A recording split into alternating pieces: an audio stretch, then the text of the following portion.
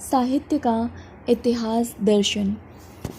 सामान्यतया इतिहास शब्द से राजनीतिक व सांस्कृतिक इतिहास का ही बोध होता है, किंतु वास्तविकता यह है कि सृष्टि की कोई भी वस्तु ऐसी नहीं है जिसका इतिहास से संबंध ना हो। अतः साहित्य भी इतिहास से असंबद्ध नहीं है। साहित्य के इतिहास में हम प्राकृतिक घटनाओं व मानवीय क्रियाकलापों के स्थान पर साहित्यिक रचनाओं का अध्ययन ऐतिहासिक दृष्टि से करते हैं। वैसे देखा जाए तो साहित्य रचनाएं भी मानवीय क्रियाकलापों से भिन्न नहीं हैं, अपितु वे विशेष वर्ग के मनुष्यों की विशिष्ट क्रियाओं की सूचक हैं।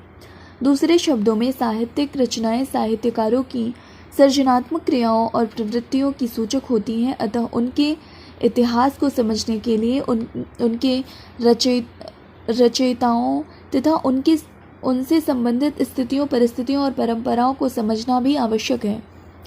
प्रारंभ में जिस प्रकार राजनीति इतिहास में राजाओं के जीवन चरित्र एवं राजनीतिक घटनाओं को संकलित कर देना पर्याप्त समझा जाता था, उसी प्रकार साहित्य के इतिहास में भी रचनाओं व रचयिताओं का स्थूल परिचय ही पर्याप्त होता था।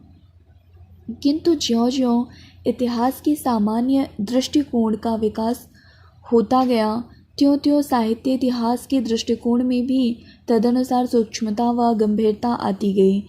यद्यपि इतिहास के अन्य क्षेत्रों की तुलना में साहित्य का इतिहास दर्शन एवं उसकी पद्धति अभी बहुत पिछड़ी हुई है, किंतु फिर भी समय समय पर इस प्रकार के अनेक प्रयास हुए हैं जिनका लक्ष्य साहित्य इतिहास को भी सामान्य इतिहास के स्तर पर पहुंचाने का रहा है।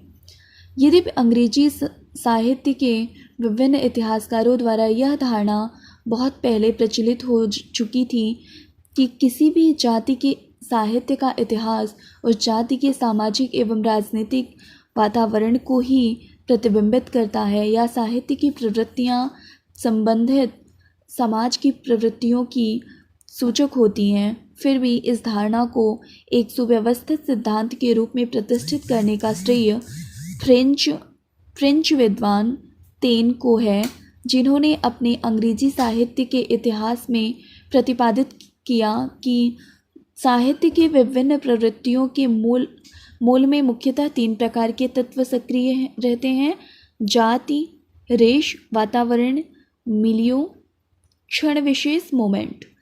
तेन ने अपनी व्याख्या के द्वारा यह जातीय परंपरा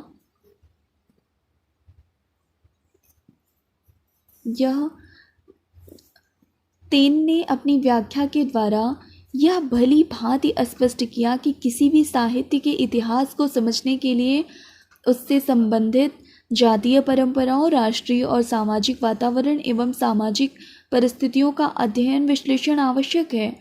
तेन के इस सिद्धांत की आलोचना करते हुए हडसन ने आक्षेप किया कि उन्होंने साहित्य की विकास प्रक्रिया का सारा महत्व उपर्युक्त 3 तत्वों को ही दे दिया, जबकि साहित्यकार या काव्य रचयिता के व्यक्तित्व एवं उनकी प्रतिभा की सर्वथा उपेक्षा कर दी।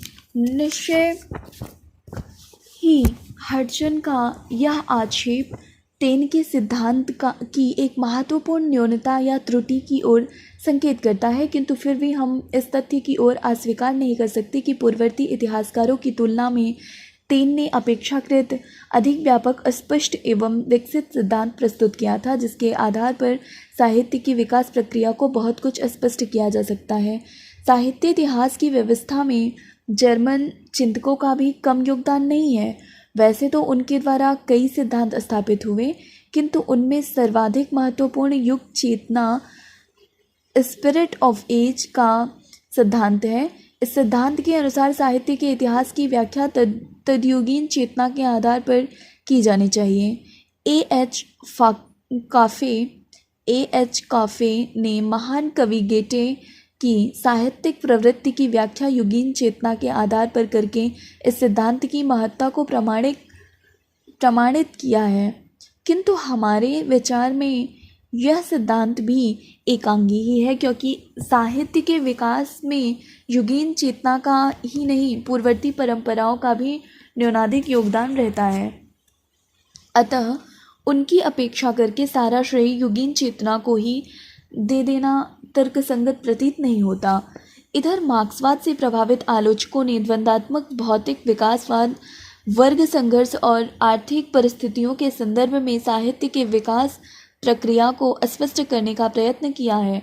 उदाहरण के लिए सेक्युलेन ने रूसी साहित्य के इतिहास की व्याख्या करते हुए साहित्य की विभिन्न प्रक्रियाओं व प्रवृत्तियों का संबंध आर्थिक परिस्थितियों एवं वर्ग संघर्ष की प्रतिक्रिया से स्थापित किया है। किंतु कई बार मार्क्सवादी आलोचक साहित्य की सभी प्रवृत्तियों के मूल में अर्थ को ही स्थापित करके एक ऐसा अनर्थ कर देते हैं जो एकांगिता व अतिवादिता का प्रमाण होता है। मनोविज्ञान, मनोविश्लेषण और अर्थविज्ञान के आधार पर भी साहित्य के विभिन्न पक्षों के विशिष्ट शैली पक्ष के विकास की व्याख्या विभिन्न पाश्चात्य विद्वानों द्वारा हुई है, जिनमें I.A. Richards, William Empson, C.S. Lewis, W.P. Ker, F.W. Bateson प्रभृति के नाम उल्लेखनीय हैं। इन विद्वानों द्वारा विभिन्न दृष्टियों से शैलीगत प्रवृत्तियों के विश्लेषणों का एवं उनके आधारभूत कारणों को खोजने का प्रयास हुआ है, जिससे आंशिक रूप में साहित्य इतिहास को भी समझने में सहायता मिल सकती है। किंतु इनके निष्कर्षों में पारंपरिक सामंजस्य, एकरूपता एवं अन्वति का अभाव होने के कारण वे अध्येयता के मार्ग को प्रशस्त, कम और कंटकाकीर्ण अधिक करते हैं। अस्तु साहित्य इतिहास की व्याख्या के लिए विभिन्न दृष्टियों से विभिन्न प्रयास होते रहे हैं, जो हमें किसी निश्चित, अस्पष्ट एवं समन्वित निष्कर्ष तक नहीं पहुंचाते।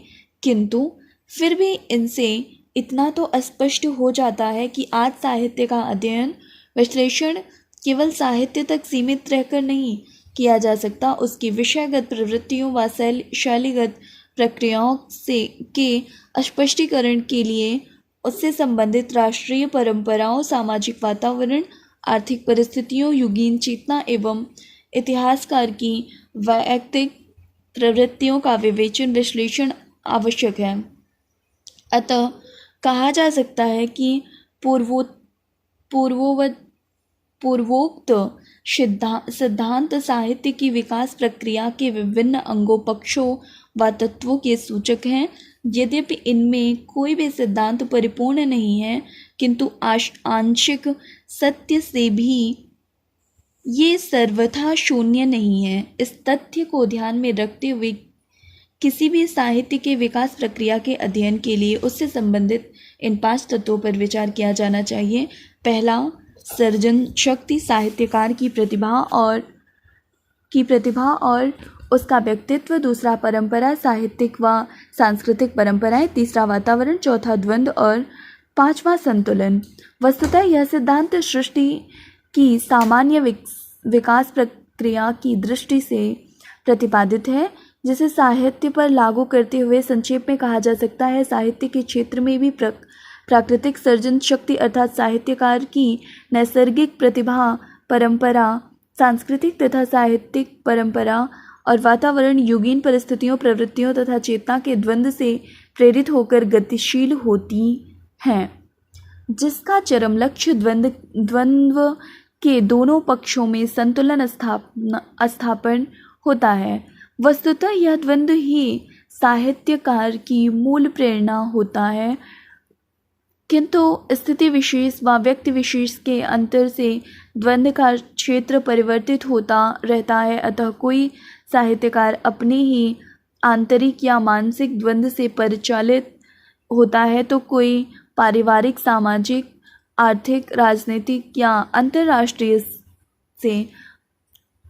एक क्षेत्र का द्वंद्व संतुलित या शांत हो जाने पर साहित्यकार या साहित्यकारों की सर्जन शक्ति किसी अन्य क्षेत्र के द्वंद्व की ओर उन्मुख होती है।